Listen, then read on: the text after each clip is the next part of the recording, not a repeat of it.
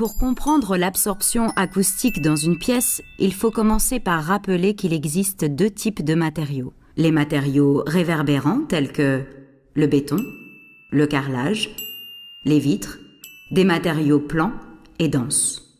A contrario, il existe des matériaux absorbants tels que rideaux et voilages, mobilier, tapis et moquettes, linge et même les personnes. Parlons maintenant de la propagation de l'onde sonore. Pour faciliter la compréhension, imaginons un billard. La boule représente l'onde sonore et les bandes du billard des parois réfléchissantes, des murs. On comprend ainsi le mode de propagation de l'onde sonore par une suite de réflexions sur ces surfaces planes.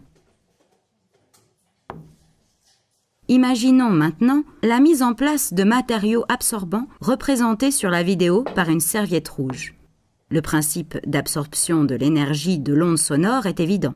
Au contact d'une surface absorbante, l'onde est amortie. Observons ensuite ce phénomène dans un volume.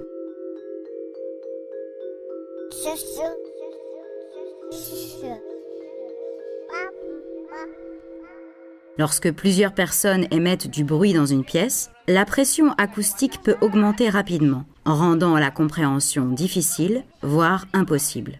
À partir du seuil critique de 72 décibels apparaît ce qu'on appelle l'effet cocktail, seuil au-dessus duquel la pression acoustique devient insupportable, où l'on ne peut plus se comprendre.